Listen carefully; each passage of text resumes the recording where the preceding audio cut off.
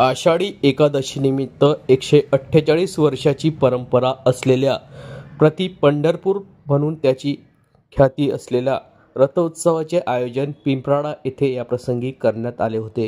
जे भाविक पंढरपूर येथे पांडुरंगाचं दर्शन घेण्यासाठी जाऊ शकत नाही ते मात्र पिंपराडा येथे हा रथ पाहण्यासाठी मोठ्या संख्येने येत असतात।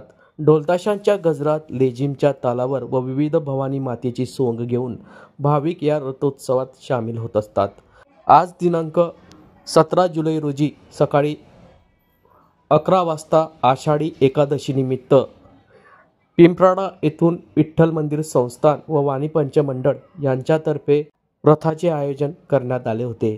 या रथोत्सवाप्रसंगी जिल्हाधिकारी आयुष प्रसाद, आमदार सुरेश भोडे, पोलीस अधीक्षक महेश्वर रेड्डी, माजी महापौर जयश्री महाजन, माजी उपमहापौर डॉक्टर अश्विन सोनवणे, माजी उपमहापौर कुलभूषण पाटील, वाणी पंचमंडळाचे अध्यक्ष मोहनदास वाणी, पोलीस उपअधीक्षक संदीप गावित, शिवसेना ठाकरे गटाचे जिल्हा प्रमुख विष्णू भंगाडे, मनपा आयुक्त ज्ञानेश्वर ढेरे, माजी नगरसेवक आबा कापसे, माजी नगरसेवक मयूर कापसे आदींची यावेळी उपस्थिती होती। दुपारी 12 वाजता रथोत्सवाची महाआरती करत हा रथोत्सव 1 वाजेच्या दरम्यान रथोत्सवाची सुरुवात करण्यात आली। या प्रसंगी रथोत्सव हा निघताना सुरुवातीला उतार असल्याने रथ हा एका इमारतीला जाऊन धडकला असून मात्र 1 तासाच्या अथक प्रयत्नाने हा रथ 2 JCBच्या साहाय्याने काढण्यात आला असून ही रथयात्रा पुन्हा सुरळीत सुरू झाली आहे। हा रथोत्सव पाहण्यासाठी हजारो भाविकांनी या प्रसंगी गर्दी केली होती। या संदर्भात रथोत्सव समितीचे अध्यक्ष मोहनदास वाणी, माजी उपमहापौर कुलभूषण पाटील व माजी नगरसेवक मयूर कापसे नेमकं काय बोलले आहेत ते जाणून घेऊयात। जानकीबाई की जे नावाने जे 148 वर्षाची परंपरा आहे याच्यामध्ये सर्व वाणी समाज बांधवाचं त्यात आयोजन असतं आणि सर्व ग्रामस्थ मंडळी एकजुटीने या ठिकाणी काम करतात आणि वेगवेगळ्या संस्थांमध्ये दिवसेंदिवस एवढा उत्साह वाढत चालला आहे की बा त्या ठिकाणी सर्वजण मदतीचा हात आपला पुढे करतात आणि मोठ्या उत्साहाने सर्व अगदी मनापासून आपलं सहकार्य करण्यास सज्ज झालेले आहेत।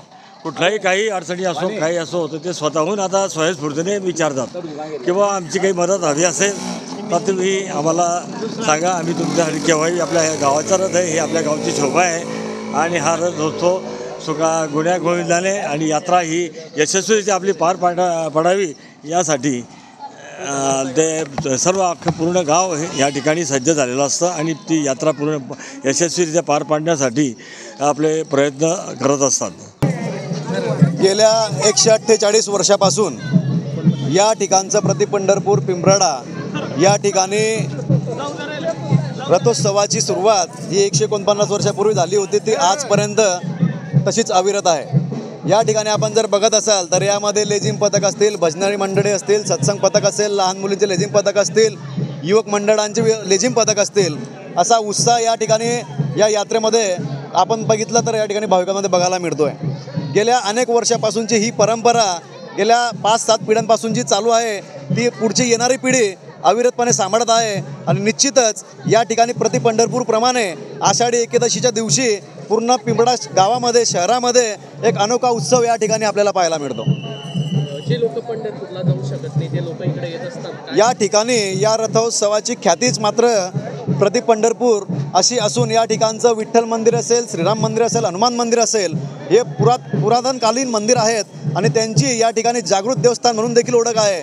ज्या लोकांना या ठिकाणी पंढरपूरला जाऊन त्या ठिकाणी आशीर्वाद घेता येत नाही पांडुरंगाचे, विठ्ठलाचे, ते या ठिकाणी येऊन विठ्ठल रुक्माईचे, पांडुरंगाचे आशीर्वाद घेऊन या ठिकाणी पंढरपूरची यात्रा आपली जीवनातली यशस्वी झाली असं समजून देवाचा आशीर्वाद या ठिकाणी मिळवत असतात। आज आपण बघत असाल की दरवर्षाप्रमाणे आमच्या रथोत्सवाचं जवळजवळ हे 149वे वर्ष आहे, पुढचं वर्ष हे 150वं वर्ष आहे। त्यामुळे गेल्या 150 वर्षापासून ही परंपरा या ठिकाणी अखंडितपणे चालू आहे।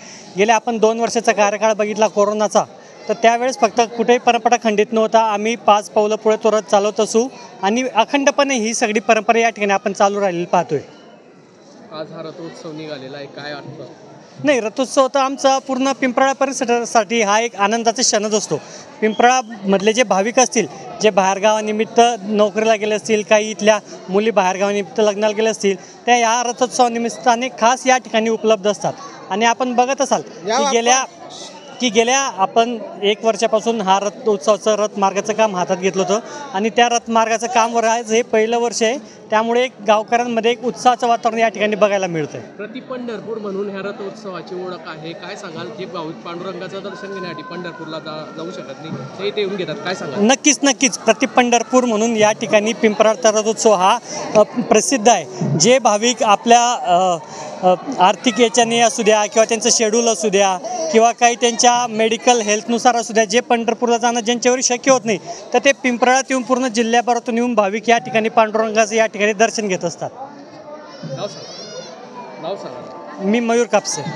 रथोत्सवाचं आयोजन करण्यात आलंय आपल्या पिंपळा नगरीत आमचे नगरसेवक मयूरभाऊ कापसे यांनी सांगितलं की गेली 49 वर्षे 149 वर्ष चालले आणि पुढच्या वर्षी 150 वर्षे या गावात जेव्हा रथ उत्सव असतो, एक आनंदाचं आणि चैतन्याचं वातावरण या ठिकाणी निर्माण होत असतं. प्रत्येकाच्या मनात जणू करून आपण पंढरपुरात आलेलो आहो हा भास होत असतो.